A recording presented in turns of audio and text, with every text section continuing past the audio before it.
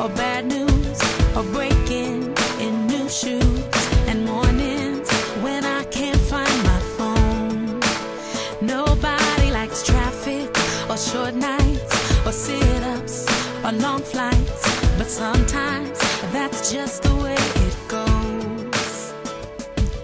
It's funny what you used to help me. Hi YouTube, it's VSG in May 2011, or Dana. It is, excuse me, it is September 8th, 2011, and it is my 6-month anniversary today. Yeah. I have to tell you that the last 6 months have just flown by. I mean, really, just like a bullet. I have no idea what happened to the last 6 months. I guess I'll go ahead and do my weight. I did wait until today to weigh in so I could get a true 6-month out weigh in. Last week I weighed 231, and this week I weighed 229.8. So I lost 1.2 pounds in like 9 days. Okay, so yay, that's a 69.4 pound loss in 6 months. I have never done that in my entire life. It's amazing. Now I'm a little sad that I didn't reach my 75 pound mark by today. A little, but I will get there. So I'm not so worried about it. I can only make my body do what I want it to do to a certain point, and then it's going to do what it wants. So I can also tell you, I discovered yesterday morning, well, let's back up. Okay, so last week I was going along really well, had been doing really well for well over a month, and then last weekend hit. As you know, I've had a lot of extra stress in my life. Some I've talked about here, some I haven't talked about here. But it's been there. Huge. In every single area of my life, there has been huge stress. Which, it's going to happen. I mean, it's just part of life. But I don't usually have every single area of my life being stressful all at one time, I have to admit. And especially since surgery, that has not happened. So the fact that it all hit last week was a little overwhelming.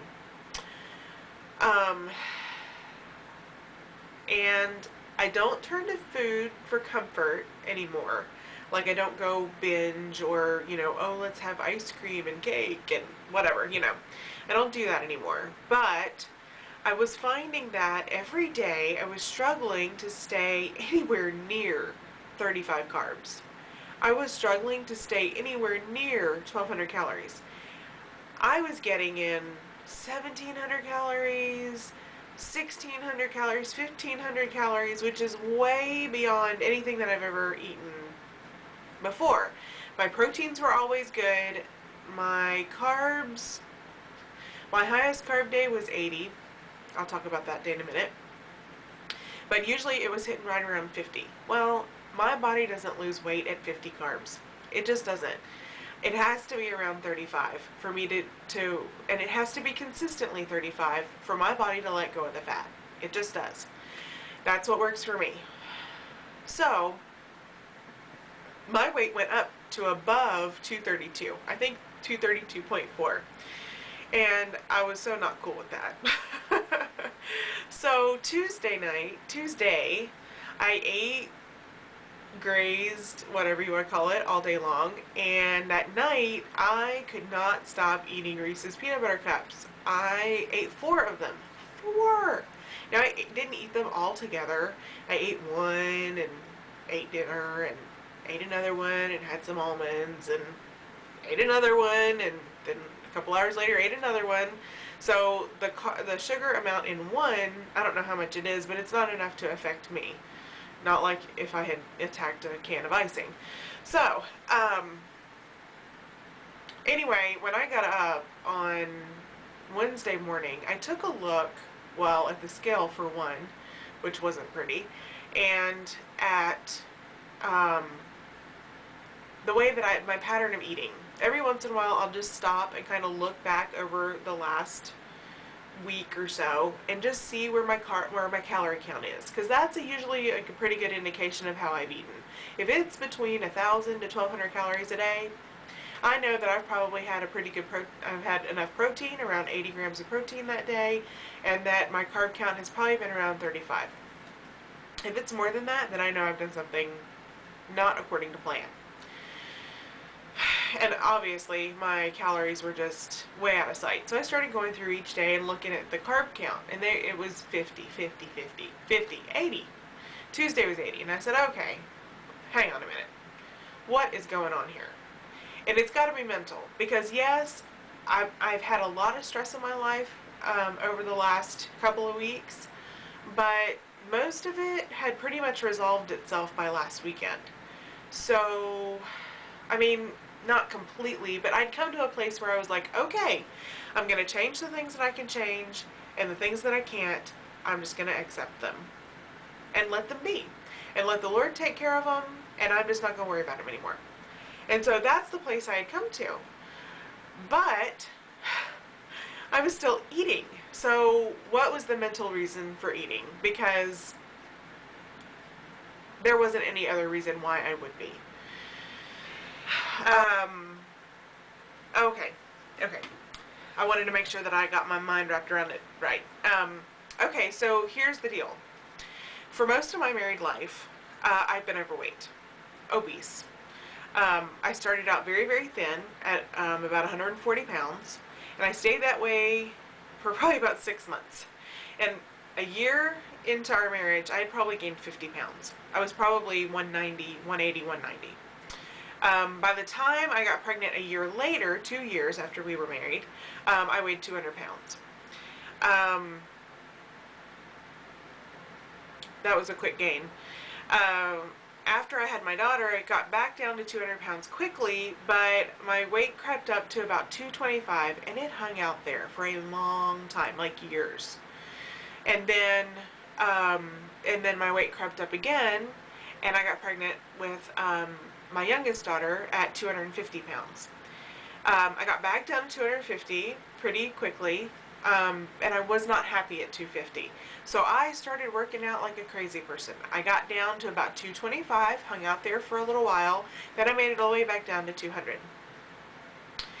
Didn't address any of these issues when I got down to 200 and just started eating again. I got back up to about 225 and hung out there for quite a while. Several years went by and I hung out at 225. Right around there, 235, 225, right in there. And then slowly but surely my weight started creeping up until probably about a year and a half ago, I finally hit probably in the 280s, and then finally in the 290s. So, and I never could, after that one time of weight loss, serious weight loss, and then the regain, I never could get my weight to go back down seriously. But for the majority of our marriage, for my marriage, I have weighed about 225, which is almost what I am now. 225, 230, 235, right in there. And I feel very safe at that weight. Let me just tell you, I feel very comfortable. I don't feel obese. I don't feel uncomfortable sitting in seats at arenas or sporting events or anything like that. I feel pretty. I feel attractive. But I don't feel too attractive. I don't feel like I'm going to attract the wrong kind of attention from men. Because when I was really thin before I was married, I got a lot of attention. I had a very curvy figure, and I mean, if I wanted to hide it, I would have had to just like wear sackcloths or something. So, you know, I got a lot of attention from men that was totally unsolicited, and I didn't really know how to handle it being in my early 20s. And, well, like late teens, early 20s, because I got married when I was 21. So, anyway, but then I got married and I started putting on weight, and I wasn't getting attention from men, which I didn't mind because I was already married.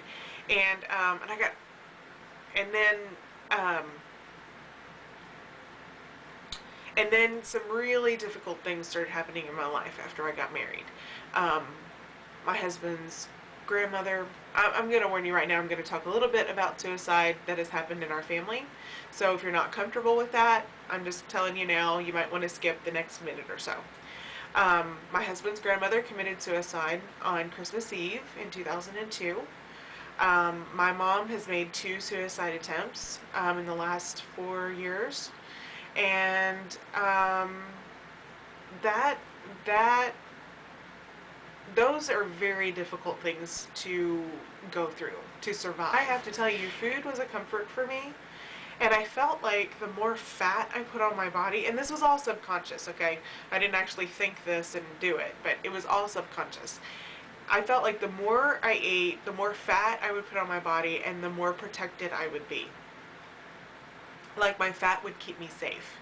I was trying to explain this to my husband yesterday morning, and he kept looking at me like kind of like I was crazy, but that he was really trying to get where I was.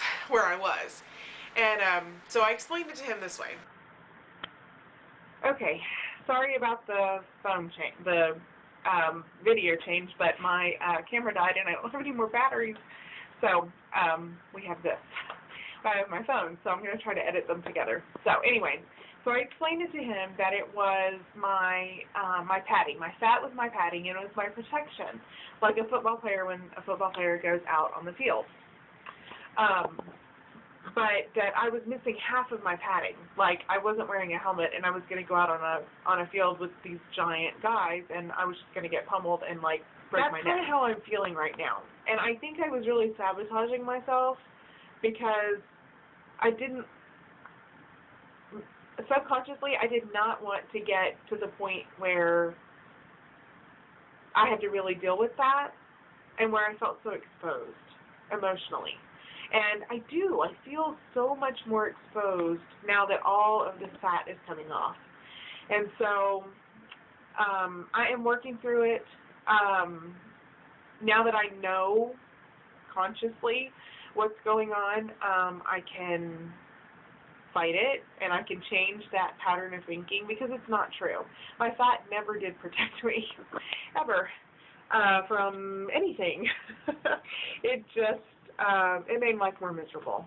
So I told my husband, just, pray for me and support me, and if I feel like I just need to talk to you about whatever, I said, just listen to me and just then hug me. So anyway, that's what I've been dealing with this week. 6 months out, and one of the biggest emotional and mental breakthroughs so far, which is good, but a little draining.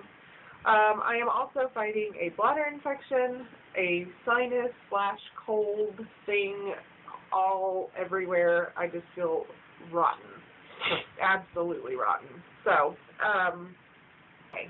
And I've allowed myself time to think about it and process it, and at least, my sabotaging myself only lasted about 4 days. So, thank goodness. We're just trying to keep it real. Oh my gosh, I don't know if y'all really want me to be this real. So, I'm about to go take some sinus medicine that's going to make me sleepy, and survive the weekend. My husband's off for 3 days in a row, which I'm so excited about, and yet a little nervous about because all I want to do is lay around. And he's probably going to want to get up and be busy. So I hope everybody has a fantastic week, and let's all just keep moving forward. Bye.